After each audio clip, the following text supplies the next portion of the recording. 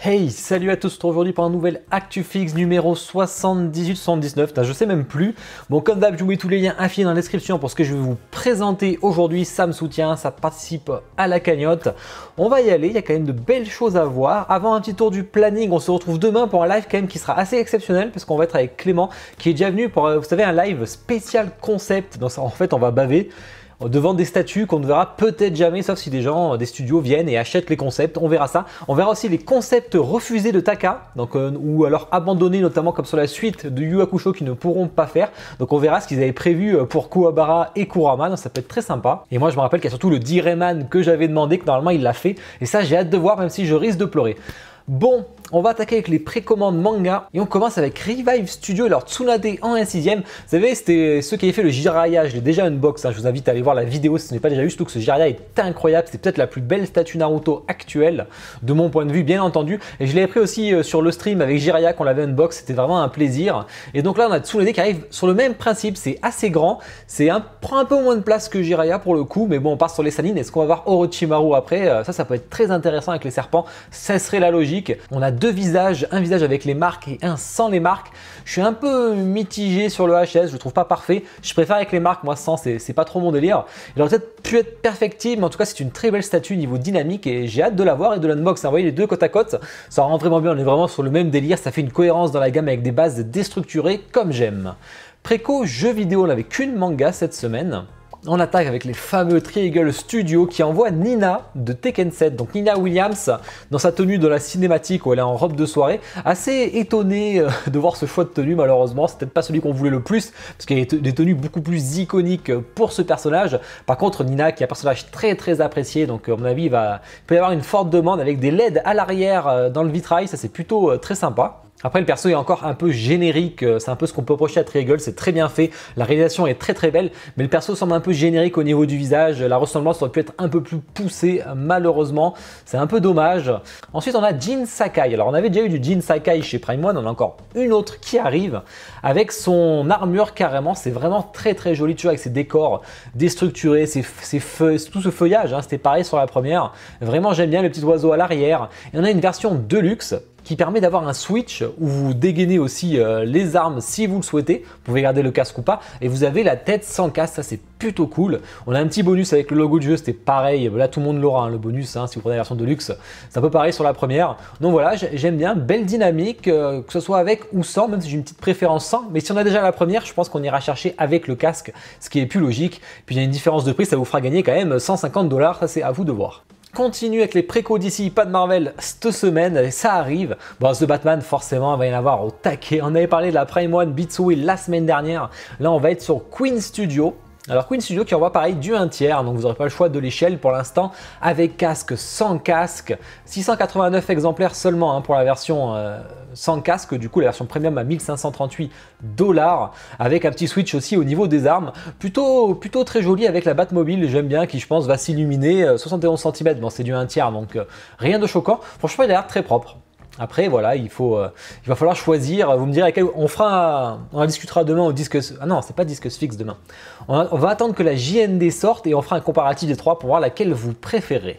Ensuite c'est Infinity Studio qui envoie toujours leurs bus qui sont quand même une gamme au dessus, on n'est pas sur des bus coupés au niveau des bras comme sur Queen Studio, là on a toujours un bras on a toujours les deux bras d'ailleurs comme avec Harley Quinn. The Batman taille réelle bien entendu, vraiment très stylé, pas de version sans masque, 500 exemplaires seulement, 3640 $, bon c'est du silicone, il y a du mix média, il y a des yeux réalistes, il y a vraiment beaucoup de choses. Plutôt joli, la petite gargouille à l'avant qui est sympa aussi.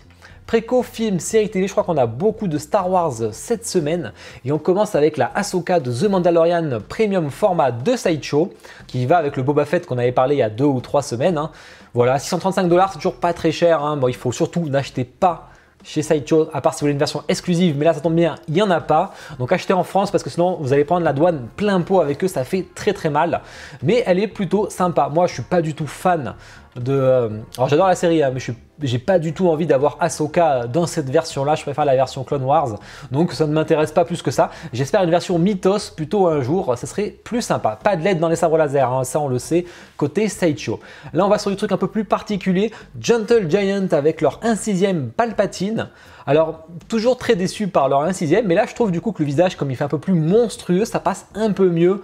Après la dynamique, bon, il descend sur les marches, bon c'est Star Wars épisode 6, hein, clairement, hein. $300, 2000 exemplaires, vous me direz ce que vous en pensez. Et Mace Windu, mais en 1/7, là par contre je suis un peu mitigé, c'est très simple, c'est pas très cher, hein, $175, hein. Donc si on veut des trucs pas trop chers, ça peut être une bonne alternative en tout cas.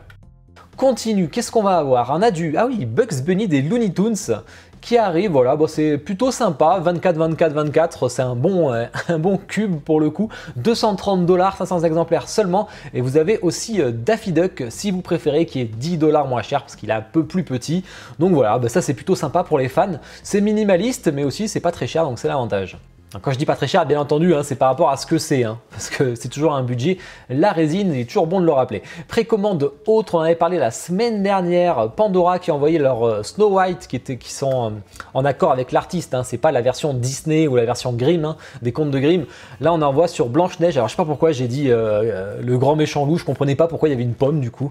La semaine dernière, maintenant en fait c'est Blanche-Neige, donc c'est logique, ça n'a rien à voir. Je suis pas trop fan des expressions qui sont écrites sur la porte, mais bon c'est à l'arrière, donc du coup ça se voit pas, donc tant mieux, assez sexy quand même, plutôt sympa. Je suis pas convaincu personnellement, même si j'aime bien la dynamique, mais j'aime pas trop les autres qui ont des guns et tout, c'est moins mon délire. Un truc assez particulier chez Infinity, c'est carrément une licorne. Voilà, si vous voulez une licorne, alors ma fille aime les licornes, je vais quand même pas lui acheter une licorne en résine. $197, 44 cm quand même, elle est assez grande, hein. Ah, c'est pour leur truc musée là, je sais pas quoi là. En tout cas, je suis curieux de savoir qui c'est qui serait intéressé d'acheter ceci. Bah voilà, on a fait le tour, pas trop de préco cette semaine, ça rattrape un peu les semaines précédentes où il y en avait vraiment beaucoup, c'est pas plus mal pour votre portefeuille et pour le mien. Comme d'hab, je vous invite à me dire en commentaire, vous, ce qui vous a plu, ce qui vous a déplu, ce que vous allez préco. Faites-moi un top flop en commentaire. Je vous invite vraiment à commenter les vidéos, à les liker, hein, c'est très important, hein. Je suis sûr que je pourrais en avoir beaucoup plus et tous ceux qui regardent cette vidéo liker, parce qu'on a beaucoup plus de vues que de likes forcément, hein, 10%, un truc comme ça. Donc n'hésitez pas, franchement, ça me fait plaisir et ça me soutient. Allez, on passe au tease manga et on en a parlé, bon, vous avez vu peut-être le live que j'ai fait jeudi dernier avec Takacorp directement, hein, c'est ma miniature, mais qui ont annoncé, ça y est, les premières statues de leur nouvelle gamme 1/8, qui sera de la résine sur Hunter x Hunter, bon moi forcément je sors l'argent, et sur Seven Deadly Sins, alors là par contre je sors pas du tout l'argent, j'ai pas voulu le faire sur la miniature, mais voilà, en tout cas j'ai hâte de voir. On sait que c'est un méchant et un gentil côté Hunter x Hunter, deux arcs différents aussi, c'est pas Meruem, c'est un peu les infos qu'on a pu glaner. Je vous invite à voir la rediff du live si vous le souhaitez.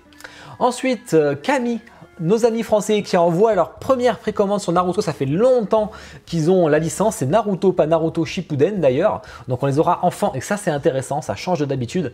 Un 6e, on a un Naruto, alors moi j'étais persuadé que ça va être la Team 7, là visiblement, vu la pose de Naruto, c'est pas la Team 7, est-ce que c'est un Naruto avec son QB derrière? Peut-être.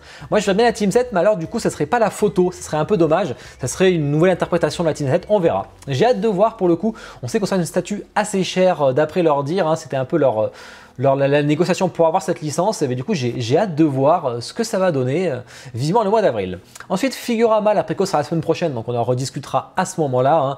Les deux bustes de Devilman et Amon qui va être pas mal, franchement ils sont vraiment très jolis, j'aime bien le principe, hein.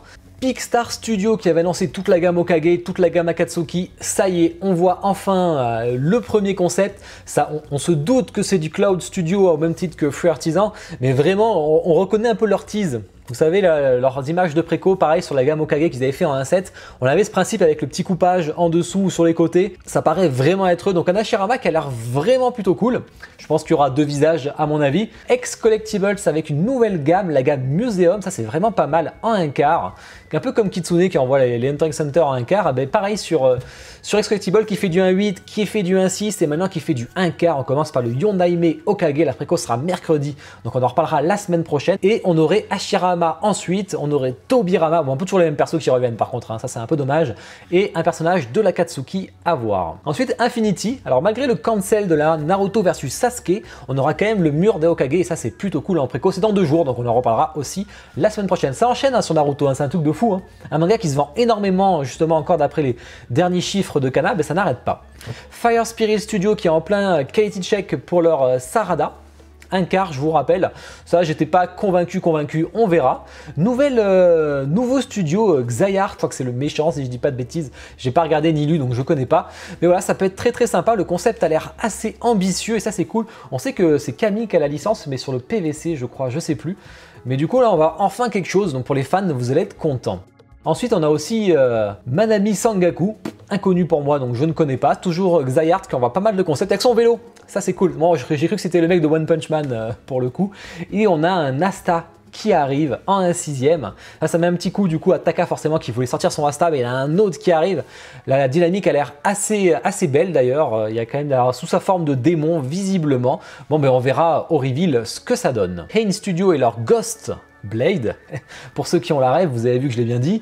Ghost Blade, bah ça y est, on est en quality check aussi, ça va pas tarder à être envoyé, il est encore de dispo si vous le voulez, faut pas hésiter, elle va être très belle, bien entendu. Tease jeux vidéo, qu'est-ce qu'on a? Alors on aura un petit stand pour le buste alternatif de Keisa de Pure Arts, donc que vous mettez avec casque ou sans casque, vous aurez le petit stand pour mettre à côté, ça c'est vraiment top, ça vous pouvez switch quand vous voulez. Celle-là je vais l'unbox bientôt parce qu'elle va pas tarder à arriver, et ça j'ai vraiment hâte de vous la montrer parce que je sens la dinguerie. Pure Arts qui envoie leur prochain Assassin's Creed, donc ça y est, un petit teaser rapide, on voit l'Animus là qui va arriver. On se doute que c'est Cassandra du coup, vu l'image, et ça serait pas Connor, parce qu'on sait que c'est les deux prochains qui vont arriver, comme on l'a vu avec un de mes points prod où il l'avait annoncé. Donc là ça ressemble plus à Cassandra, donc premier personnage féminin de la gamme. Tease Marvel, on a juste quelques nouvelles images du War Machine qui est vraiment plutôt cool, moi j'aime beaucoup cette statue personnellement.